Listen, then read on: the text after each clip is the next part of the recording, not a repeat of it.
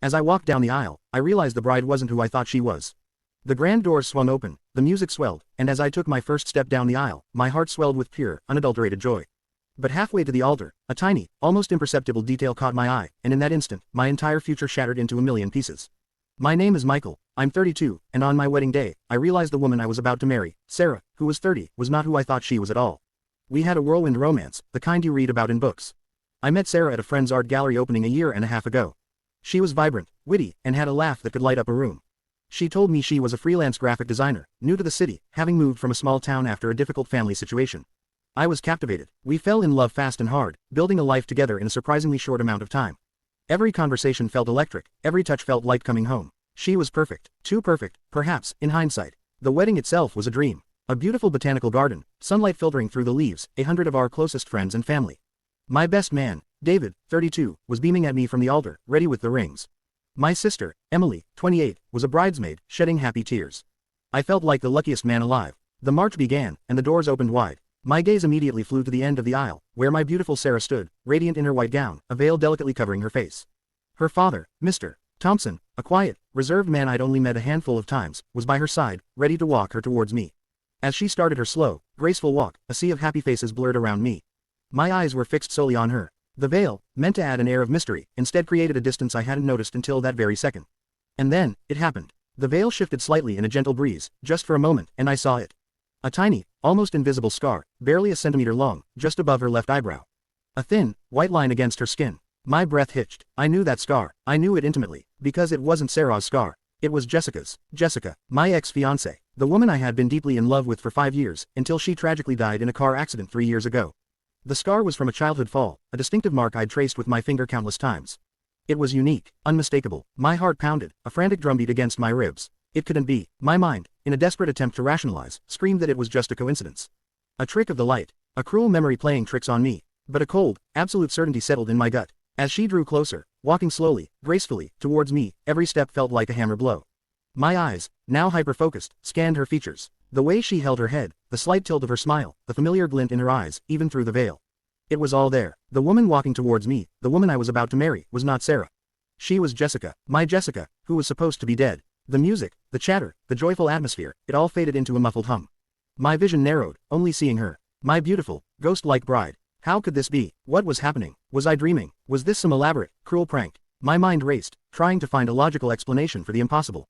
She reached the altar, standing just feet away from me. Her father placed her hand in mine. Her hand felt warm, real, too real. The officiant began to speak, his voice a distant drone. I stared at her, my supposed Sarah, my supposed bride.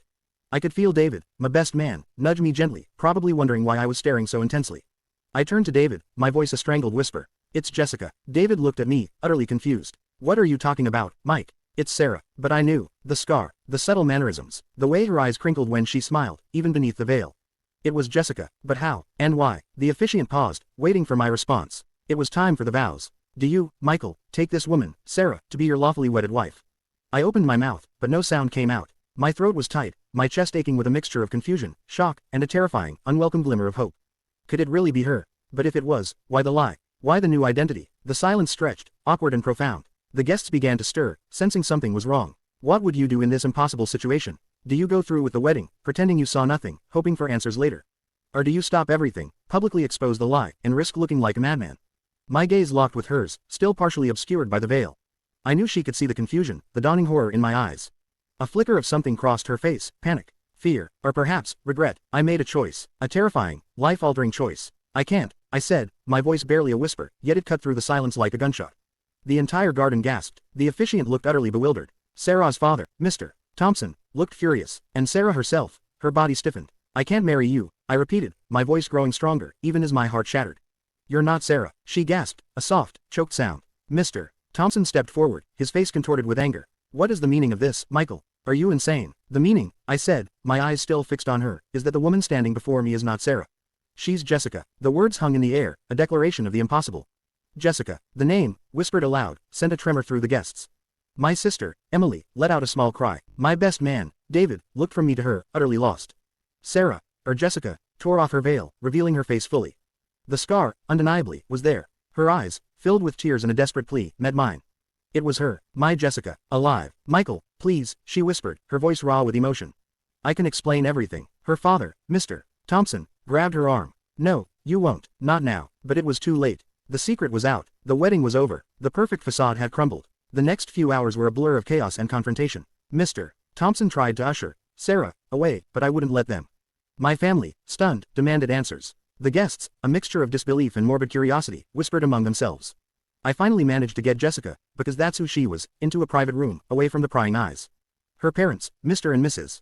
Thompson, followed, looking devastated and furious. Jessica, I began, my voice trembling.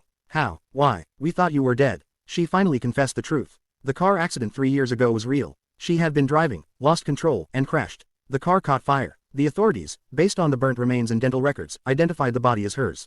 But it wasn't me, Michael, she sobbed. It was my friend, Lena. She was in the passenger seat. We looked so similar, the same height, build. She had borrowed my driver's license that night because she'd forgotten hers and we were going to a bar with a strict ID policy. Lena, a friend I vaguely remembered meeting once or twice, had died in the fiery crash, carrying Jessica's ID. The family, particularly her parents, saw an opportunity. My parents were always very controlling, Michael, Jessica explained, her voice choked. They hated that I wanted to pursue art, that I wanted to be independent. They wanted me to marry someone suitable, someone from their social circle. You weren't that person in their eyes. Her parents, seeing an opportunity to reset her life and force her onto a different path, had orchestrated the deception. They convinced the authorities they had made a mistake, claiming the body was Lena's. They faked Jessica's death, buried Lena under Jessica's name, and then sent Jessica away. She was to start a new life, far away, under a new identity, Sarah.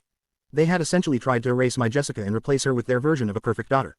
They forced me, Michael, she cried. They kept me isolated, controlled my communication. They groomed me to become Sarah. They thought you would eventually move on. But then, I saw you again. At the art gallery, she saw me. She couldn't stay away. She had deliberately re-entered my life, pretending to be Sarah, drawn to the man she still loved, the life she had been forced to abandon. I fell in love with you all over again, Michael, she said, her eyes pleading for understanding. But this time, I was stronger. I decided I wouldn't let them control me anymore. I wanted to tell you the truth, so many times, but I was so scared. Afraid you'd hate me, afraid you'd never believe me, afraid they would find out and take me away again.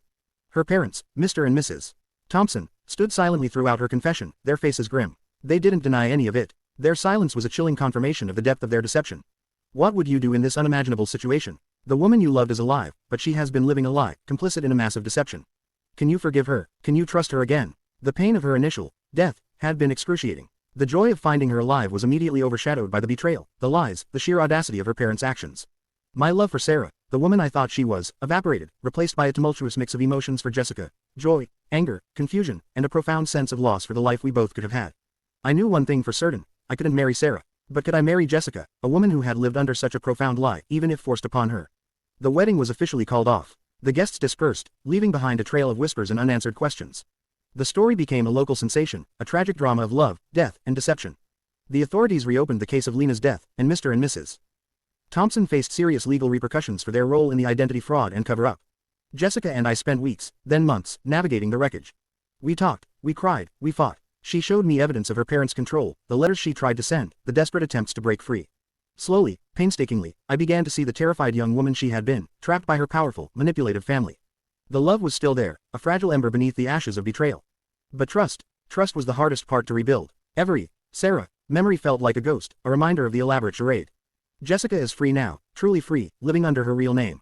She's pursuing her art, rebuilding her life. I'm helping her, supporting her, but our relationship is fundamentally changed. The spontaneous, joyous love we once shared has been replaced by something more cautious, more deliberate, and profoundly scarred. We are not married, not yet. We are working on it, trying to figure out if a relationship built on such a foundation of lies, even forced lies, can ever truly be whole again. The scar above her eyebrow is no longer just a mark, it's a constant reminder of the day my world shattered, and the woman I thought was dead, walked down the aisle to destroy everything I believed in. What do you think? Can a love story survive such a profound deception, even if the deception was born out of fear and manipulation? Would you be able to forgive and trust again? Let me know your opinion in the comments below.